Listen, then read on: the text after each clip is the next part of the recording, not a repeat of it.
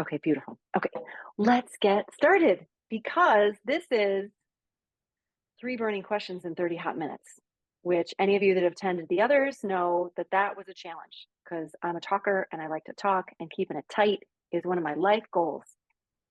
So I am absolutely positively thrilled to have Tricia Meyer, founder and owner of Meet Meyer of Meyer Law here. Ladies and gentlemen, and all those across the binary. We do not have enough time to list all of Tricia's accolades. I literally printed this out. The awards this woman has won are ridiculous. And I know I'm embarrassing her right off the start, Yeah. but I'm going to briefly, she's like, yeah, you are, Michelle.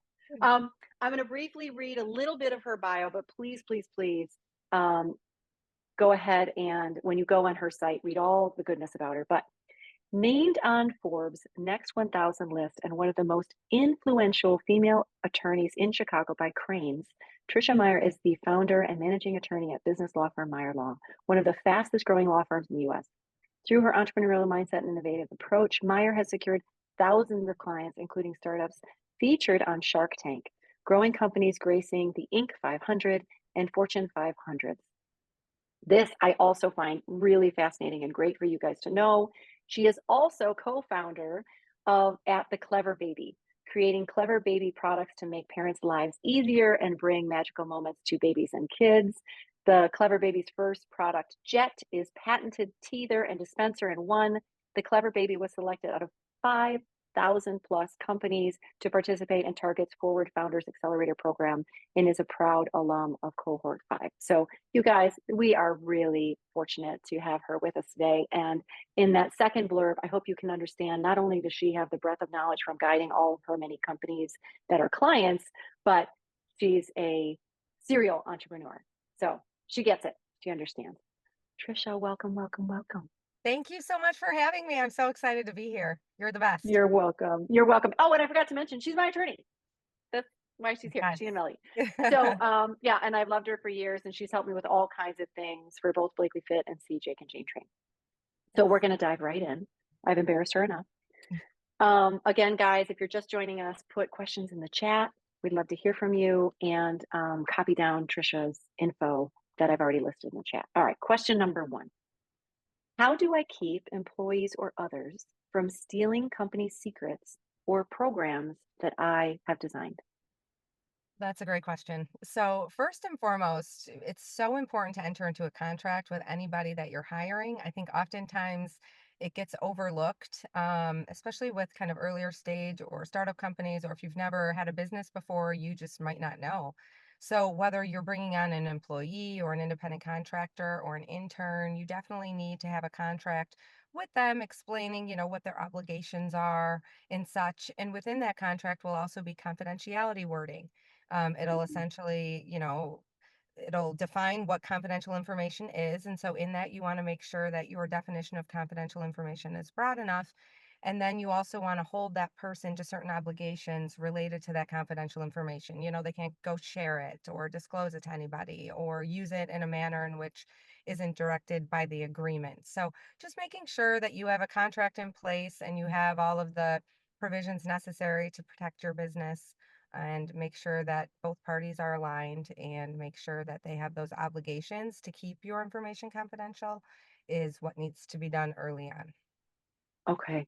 And then what would you, in part of that, so you have the contract, you have it clearly laid out. What would you say about if they start to see somebody's violating it? Definitely, you want to put them on notice. If there are any kind of violations or breaches of the agreement, you want to put them on notice. And in there, you would usually have a cure period. So you would say something like if they were to breach the agreement, meaning they're not living up to the terms of the agreement, you would notify them in writing and then they would have a certain time to fix whatever the issue is. If they don't fix it within that time, then you usually would have the right to terminate. So just making sure that you Mm, have clear termination rights as well, making it very clear as to how you can terminate, when you can terminate. You usually would want the right to terminate for convenience as well, by just providing notice. Sometimes there's a particular time frame, like a 30-day notice, 15-day notice. Sometimes it's immediately upon notice. It really just depends on the circumstances in your business. That, I really love, you saying all that because I feel like it's just a really clear reminder we need to be in the driver's seat. Like this Right. is our because a lot of my, a lot of my clients, a lot of the studio owners and trainers I talk to, they're small companies, right? They're Mhm. 2 people, 3 people, 15, 20 people, right? And that no, and so the growth, right, was probably a little bit slow and owning that they're the driver and these are the rules we all play by. And when you violate, these are the next steps, right? Because Right. I think in the beginning we want to trust the people we're hiring and not have to go through this, but it's a much bigger headache down the road. Would you Yeah. agree? I would totally agree. I would also say two more things. One is you make it part of your process. So you make it real simple and easy. You're bringing somebody on, hey, here's your agreement. And you structure it in a way in which it's going to be easy for them to sign and return to you. And then as people leave, you also want to make sure that you're reminding them of their confidentiality obligations as they're walking out the door so that, they don't forget Oh, right. or whatever the case may be. So just reminding them as they're leaving your company, I think is another really important point. Oh, that's a great point. Yeah. Okay. Beautiful. All right. Question number 2. How do I limit my risk of being sued as a studio or fitness professional before a problem occurs? Yeah, so this is another instance of you need the right contract. For a studio or a fitness professional, you more than likely will need a waiver and release. It doesn't need to be some 30-page daunting contract that, you have to present to your customer or client. It can be something very simple, electronic, a click and agree type situation. It doesn't need to be complex, but it needs to protect you. With this same contract, you want to make it easy. You want to make it easy for the other party to just sign and move on. Um, and then you also want to make sure that as you're working with people, that you're keeping accurate records of the dates that like let's say you're a fitness professional and you're meeting with people one on one. You want to keep accurate records of when you're meeting with people, what happened that particular day, just in case there's some kind of a discrepancy down the line. So just make sure that you're kind of keeping those accurate records. Another thing that I would mention is also policies. Make sure that you have policies about safety and, if you have equipment guidelines. And if there are any issues, making sure that if there's like an emergency, that people know what to do and where to go. So just making sure that you have correct signage and then agreements in place with your customers, making sure that, they're on the same page as you is going to be the most important and avoid any disagreements down the line. So I love that. Everything you said so much. Everyone, please, please write that down. Part of so some people are on the call. Some people are going to get the recording that are in Fit Pro Summer School, and they're in the Dynamic Turnaround course. And those first 3 that you said at the top are things we insist upon in the first couple weeks, right? That you're documenting things. And Tricia, this is from knowing you and your guidance, but also from other individuals in the industry that are experts on different angles. So Right. insurance experts, liability expert, like people that provide testimony in court cases. Like I've interviewed all these other colleagues that say the exact same thing. So Yeah. guys, please, please make note of all of that. And then to your point about insurance, you definitely need to get insurance for your business. So that way you're covered. If there is a claim that's brought against you, you at least want to have that coverage and that backing. So making sure that you do get insurance for your business is another important point of protecting what you're working so Yeah. hard. Yeah, and guys, please make sure that there are certain policies for independent fitness professionals, and there are other policies if you own the studio. Even if you don't own the building, if your name is on the lease for the studio, those are different policies. So I appreciate that the one is much less expensive than the other, but make sure you have the right one or you're actually not protected in the way that you think you are. So that's a really, really great point, Trisha. Thank you. Okay. All right, question number 3. She's so good. We're flying through. She We just are knows flying all this, through. guys. She just knows this. I have a bonus question. So, we might get into 4 burning questions. Okay. Number 3. What are the best practices to avoid sexual harassment suits? And I would say from all angles, if you're okay with that, Trisha. So, if you're a studio owner, if you're an independent trainer, and or if you're an employee, because depending, you might be the one filing, you might be the one receiving the complaint. So Right. the best practice is to avoid sexual harassment suits. Yeah. So at the end of the day, you need a policy in place and your team needs to be aware of it. You want to describe a reporting mechanism within the policy so everyone knows how to handle these types of scenarios. And then if somebody does report something to the employer, then obviously the employer should be looking into that immediately. Things to include in the policy include obviously a definition of what sexual harassment is, Mm, examples of prohibited conduct, the scope of the policy, like does it cover employees, independent contractors, like what does it cover? The reporting procedures, like I mentioned, the investigation process, any kind of disciplinary action that would occur if there was a situation that was investigated that was deemed to be in violation of the policy. And then we always like to recommend having a section around protection against retaliation, just so that people aren't fearful to come forward. And you also want to mm, make sure that your reporting mechanism is a safe space for folks to feel okay to report things to you. And then just regularly review your policy year to year, just to make sure that it's up to date and that it's in line with the way that you truly are handling things. Do you have so that's great because that mirrors something that Melody said in the first week, and guys, that recording, is available, and I'll be sending out snippets of it too in the coming, weeks, but that idea of, like, just at least once a year, take a look at everything on the legal side and review and see what needs, some tweaks, what laws have changed kind of thing, so that could be rolled into all of that if I'm hearing you correctly.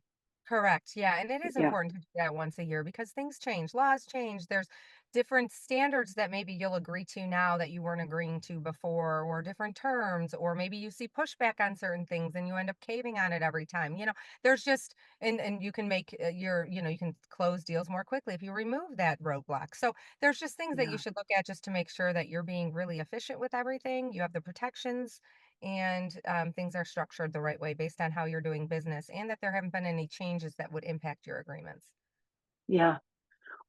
So you brought up having the safe space, and this is a curveball. I know you weren't expecting this question, so it's okay if you don't answer it. But what helps, especially with there's small companies, right? We're not often talking about 50, 100, 200 person companies, so there isn't an HR department. Um, what what would help? I think it actually makes it easier with a smaller Oh, organization good. in some respects because you've got the one contact usually then. It's not like a big department or a lot of different people. And I think the likelihood, I know it can happen anywhere, but when you're dealing with a smaller company, the likelihood of it happening is a little bit less than if you're dealing with a company with 1,000 different people running around. So I True. think yeah, so I think just making sure that your process is clear and who they need to contact and when, and just making sure that as, the employer, there's no judgment. You're, listening objectively to the situation and investigating it thoroughly. I think that's really all you can do. Yeah. Okay. That makes a lot of sense. I appreciate that. And I speak on ethical behavior and professionalism for the NSCA. And when I do, this always comes up. And it's, again, like said in the question, sometimes it's the trainer is being made uncomfortable by the client, or the trainer was inappropriate and now the employer, the studio owner, has to handle it. And so it's sort of, I think, being so one-on-one and being so physical in nature, or so frequently one-on-one, that we kind of deal with it. And for those of us women, if we are in a segment that's very male dominated or kind of old school in its thinking, at least I have, and my colleagues my age have run into it quite a bit, it's important that we're talking about it. And so I really appreciate you answering this question. Oh, the other thing I want to comment on is your policies on studio, like equipment.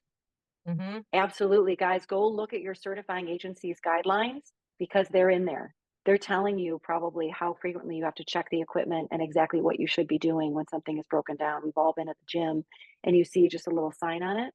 Well, I know my certifying agency, this just came on my radar. They want you to remove the piece of equipment from the floor.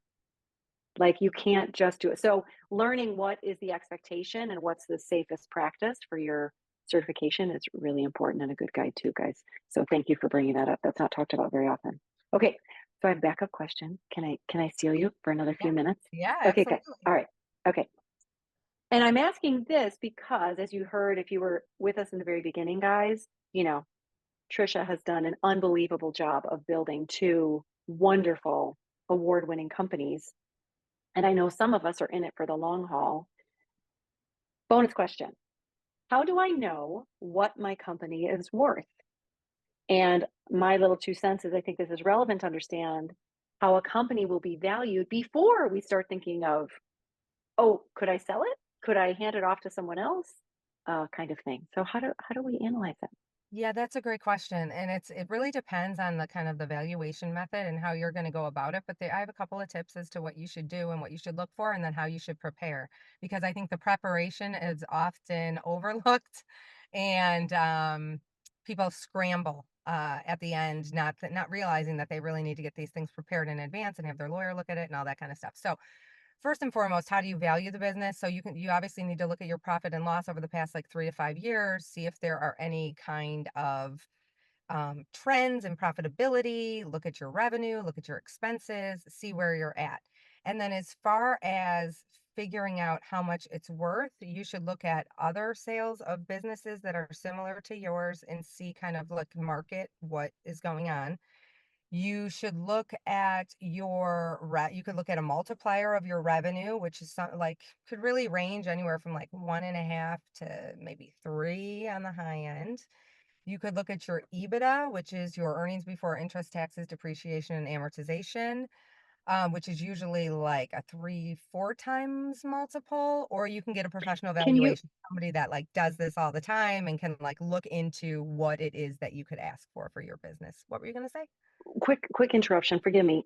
Just for those of us that haven't even thought about that, right? Some of us have thought about it, some of us have not. But for if there anyone on the call that's new to thinking about this, when you're saying the multiplier, what you mean is my studio earns half a million a year over roughly, or it's ramped up to that over the last 3 to 5 years. And the multiplier you're talking about for a sale price is take that half a million and multiply it by 1, 2, or 3 times is a possible sale price. Is that what you're saying? Correct. Yes. Okay. Okay. Correct. Correct. Great. Okay. Thank you. Sorry. Sure, sure. Yeah. Or you can go with a professional valuation done by firms that do this day in and day out, and then they can really guide you through the entire process alongside your lawyer. You should also look at like your customer loyalty, how many locations you have, what kind of expansion opportunities exist, what kind of operational efficiencies do you have in place, and then also look at your liabilities and your risks. And then kind of, look at all of that together and then come to an asking price. But what's even more important is getting prepared and making sure that you're organized, making sure you're keeping all of your agreements that you've signed in, organized folders in a way where you can share that information with others in a very easy way. Getting together a list of your assets, whether you have lease or own property or own equipment or whatever the case may be. And then looking at those liabilities, actually listing them out, making sure you're keeping up with your filings every year that you have to do, if for your business entity. And then most importantly, having your lawyer review everything before you go and share that with anybody else.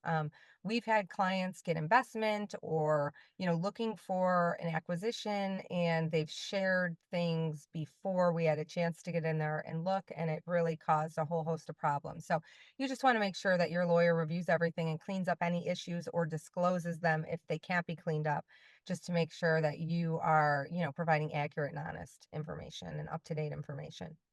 And that brings up a great point too, which I didn't really realize was even baked into the question. So maybe, you know, you're not thinking of selling right now, or you're not really even thinking of selling 15 years from now, but you're thinking of growing and getting investors.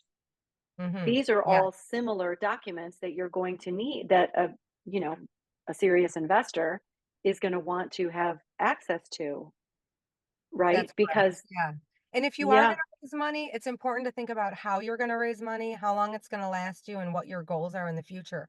Because it might make sense to raise money on a convertible note, but it might not. It might make sense to do like a priced round, an equity round where the investor gets actual equity in your company. Or it could make sense to do a safe, which is the simplest of all, raise forms. So thinking it through of where what your goals are and talking with your lawyer around the different mechanisms used to raise money and the pros and the cons in each instance will be really important to make sure that you're doing the right thing. And I think this is absolutely perfect for kind of this, umbrella I had for today with you of, before things get ugly, because sadly, I know of quite a few fit pros whose clients were well established and well off, believed highly in them, and then it was a very casual, not very well thought out agreement, and they handed over tens of thousands or 100,000 plus dollars, and it did not work out. And then it's a it not only is it a painful professional situation and a mess, but then you've ruined and hurt the personal relationship. And Yeah. one of the things I don't know I don't know if people on the call remember Susie Orman. I mean, she's still out there. She hasn't passed Oh, away, but I remember she her. used to say she used to say she was like one of Oprah's big first finds, right? But she used to say, "I advise getting oh, what's it called, Trisha? Pre what's it Prenup, called before you get married? Prenup. prenup. Prenuptial. I couldn't get premarital or perinatal out of my head. Prenuptial agreement when you're still in love, and all happy, and you think like, oh, I'm never going to fight with this person or be mad or whatnot. Let's decide who gets what now. And I was like, oh my god, that's so brilliant. It's not this nasty document that's trying to make sure you get yours. And I think some of what you're saying with this planning for maybe having investors or maybe selling is not making sure you keep and get yours, but it's honoring everybody in the situation that, listen, I've done my homework, I've been good about my books, I've stayed organized, this has been vetted through my accountant and my attorney, right? When I Right. sell you this, I'm going to feel good about it and you're going to feel good about buying it, right? What a great takeaway, I think, in all that you're saying, right? Yeah. That it's doing Awesome. service to everyone It and the really is. business you've built. Yeah, it really is. I mean, if you're a mess, you're gonna jeopardize your chances for everything. So, Yeah. Yeah. yeah. Because I'm guessing you've seen some tough situations when things Oh, have been a oh, mess. oh, we have seen it all. I mean, it's wild what we've seen. So, yes, we've seen it all. We've seen, yeah, it all. I mean, companies issuing stock when they're not even authorized to do so. We've seen people not foreign qualifying in different states. We've seen people not get agreements in place with people that have developed intellectual property for them, which is, one of your most important assets. And if there's no agreement in place, the other person still owns it, which is, not where you want to be as the business owner. Mm, So yeah. yeah, oh, there, yes, yes. Yeah. Okay. What would you say is the if I had to push you for a number, right? What's the pain ratio, right? To not do it, to skip on doing it versus it's a little annoying, it's a little investment now to get it done, right? How I much hate pain are you going to save yourself? I hate to give you this answer. I'm giving you the lawyer answer. It Do depends. it. Okay, that's fine. It That's fine. depends. It depends because we have some clients who have it really all together and they're very organized and they're on top of it. They're making sure, everything's getting to where it should be and all the filings are made and all that. We have other clients on the other end who are a mess. And then we have other clients who think they have everything buttoned up, but they really don't. So it's really just depends on the person and how they are handling their business. Well, But what I would, I meant, yeah. forgive me, maybe I didn't ask that clearly enough. What I meant was, right, if it's a, $3,000 to set up everything right, but we want to avoid that $3,000, what do you think we might have down the road for us? If Oh, a if like crazy we get caught issue. in script, Yeah, right? yeah, it's Like like you're trying to 10 save times as money much now. street, right. Right, Okay. but for it's a bigger disaster later. So, getting things situated now lead to less mistakes, less heartburn, less roadblocks down the line, less costs down the line as well. So, it might seem like a big cost up front, but it's a cost that you might be able to negotiate where you pay it over time, like over a few months or something, you know what I mean? But it's better that you spend that money now than deal with the repercussions later when you don't own your IP or your confidential information is not protected or what if somebody slaps a lawsuit on you because you didn't have a protection in the agreement. Like it's so much better to get your ducks in a row and be proactive about it than to be reactive and on the end of a disaster. Yeah. And guys out there, all of my fitness, wellness people, I know sometimes we have people on the call that aren't in our lane, but just think about what we do, right? We're all about like, no, no, no, doing this now. You're going to feel better in your 50s, in your 80s, you're going to, it's like, it's that future self that we're being kind to. Well, this is being kind to your future business, and to you, because you're going to be dealing with it. But, um, You're busting your ass for it. You are working oh so my hard for God. your business. It is so hard to start and grow a business. And so, without all these things, you're not protecting it. So then what is it all for? Yeah. Yeah, and I would say that's something that's been really glorious about, Meyer Law from my perspective as a client all these years is, and I said this about Melody in her intro, was not they're very easy to talk to. They understand, they know what they're talking about. They're outstanding. But they talk to you like a person. They'll explain things if you don't understand it like a person, right? Like they will Right, they will right. produce the Thank you. jargon as I need. But then don't let their gorgeous appearance, feminine appearance fool you. They are bulldogs. Like I remember I said this about, I hope you take that as a compliment, Trisha. I said this about Melody because I was in a contract negotiation and she just looked at what they had sent me, which was off the charts, and she was like, no, yeah, we're not signing that. Like just so clear because it was so one-sided. And me, I'm not an attorney. I didn't know how much risk I was taking on if I just went ahead and did that. So whomever you hire, I obviously recommend Trisha and her team, but whoever you hire, I would say make sure you've got that balance just as a twice small business owner, that they listen to you, they know how to help, they speak to you in terms that you can understand, and then they're really your protector and your advocate, and your business. Because just as Trish said, you guys have worked so hard. I mean, how many of us, the 4 a.m. alarms are relentless, right? You've worked so hard, so protect it. Amazing. Um, Thank you, thank you, thank you, Trisha. Guys, are there any? I didn't see any questions in the chat. So if there are any questions, please drop them in. But otherwise, I really appreciate you popping in. If you guys have any questions directly for me, you can just go directly to my website, cjakeandjanetrain.com. There's a pop-up there. You can schedule a call with me. Or if you would still like to join us for Fit Pro Summer School, we would love to have you. But most importantly, Trisha, thank you so very much. Guys, thank you for attending. And I'll be following up with newsletters and the recording, so that you can take advantage of all of that. Trisha, if you have do you have a quick couple minutes? We have I one do. question that came in. I Okay. see it. Yeah. Yeah. Yeah. Okay. Go ahead. Okay, so could you possibly go over what goes into a non-solicit? Yes, and this is actually very timely because we'll talk about non-solicit really quick and we'll talk about non-compete. Because non-compete, there's a new ruling coming out. It's effective in September, and so you'll all want to know about that. So non-solicit is basically saying that you are not going to take my customers, you are not going to take my other employees or contractors and leave the business. Those are very standard. Usually they are 2 or 3 years. You want them to be reasonable in scope and duration. So 2 to 3 years usually. And then in scope, what they cannot take from you, your customers, your other team members, things like that.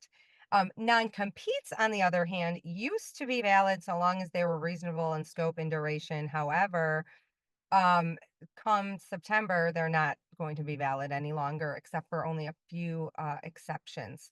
So now with non-competes, people can generally just go and start a competing business, or they can try to compete with you in other ways.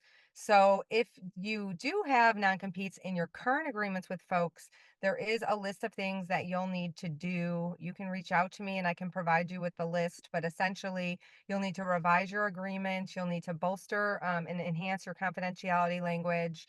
You'll need to create a notice, a written notice, letting anybody that is under a current non-compete about this new rule and let them know that it's no longer valid.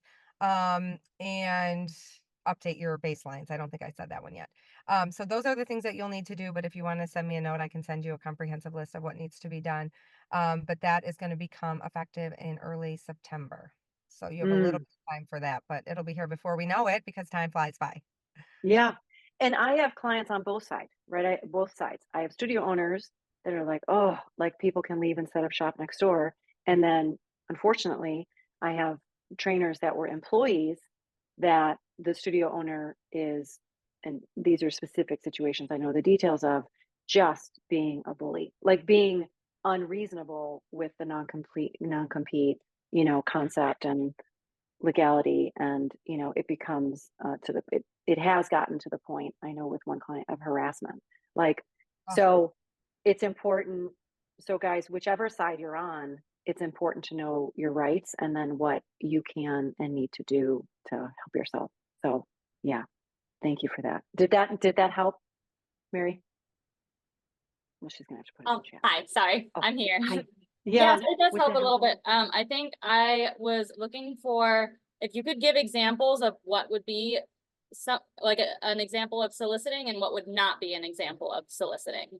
Because I think I'm a little fuzzy on the difference between like what is it to solicit someone, maybe. I don't know if I'm making yes. sense. Yeah, no, that Yeah. makes sense. So, like, soliciting would be I work for you, but I leave your company and I'm gonna go start up a different business, but I worked really closely with John at your company and I want John to continue to support me over at my new company. So I talk to John and I talk him into moving over with me. That's soliciting somebody from your team. It's basically taking somebody away or trying to induce them to move away from your company to mine. Is that for both employee, like, felt like colleagues or employees and customers, clients? It is, yes. Mhm. So in our world, Trisha, correct me if I'm wrong, Mary, I think some of what Trisha's saying is, so if you were a trainer at a facility and then you trained 20, 30 people over the years, and then you tried to take all 20, 30 of those people with you to your new location. Is that Yes, right, that's Trisha? correct. That's the customer example where you're taking the customers. I gave an example of where you're trying to Yeah. take a team member. But yes, it applies to all that. Mary, does that help? Or do you still have another Yeah, question, no, a follow-up? no, that helps. That definitely helps. I think yeah, it's just hard for me to understand like the specific language of like when you're leaving a place and you're telling your clients, "Hey, I'm leaving." How are you able to tell them you're leaving in Mm, the proper ethical way, not lying to them and or like omitting things, but also not soliciting. Um, so that was just something that I ran into recently where, I'm leaving this place and I have to tell them I'm going, but I basically just told people, I have a non-compete, I have a non-solicit, so I can't tell you where I'm going. Or that's kind of the way that I handled it. And I don't know if I handled it correctly. So that's why I was asking. Yeah, I think it depends on the agreement that you signed with the other party, but yeah, it's okay to give notice, but not like solicit and say, "Oh, now, come make an appointment with me over here," or you know what I'm saying? There's a fine line, Yeah. So not basically black just and white. not trying to force their decision. Correct. Okay, cool. Thank you so much. Sure. so good job, Mary. Yes. You didn't Thanks. know, Good but job. your gut ethics took you through. Yeah, it's good. And that's a great, thank you for asking. That's a great example. I actually get that a lot, Trisha. I have people ask that. And so I do my Melody Trisha non-solicit, non-compete difference Yeah. rehash. And Yeah. then I tell them to be careful. And then, and we live in a very digital world. So people, I know at least with my, I used to get like facials and she was fabulous, but she worked at a very high end, dermatology office. And then she left and I was like, oh, she's gone. And they, of course, didn't give me information. So when I was looking for her, like I just searched, like I just looked online and, and it was okay. If I'm not mistaken, it was okay that then I went and found Right. her. And because I was just doing that as the client, right? Right. Like, and she didn't reach out to me, she didn't anything, right? I just looked for her. So hopefully when you're a great practitioner and you're ethical and you leave with courtesy and professionalism, people can find you. Right. Thank you, thank you, thank you for your time. Guys, everyone have a wonderful day. So this Friday, for those of you in Fit Pro Summer School and former 9-week turnaround grads, we have our semi-private business coaching. And then if you need anything from me, please click the link and schedule a chat. But if you have any legal needs, you are to contact Meyer Law. They're fabulous. Thank Thanks so you. much, Trisha. Thanks for having me. You got it. Have a great day, everybody. Bye, everyone.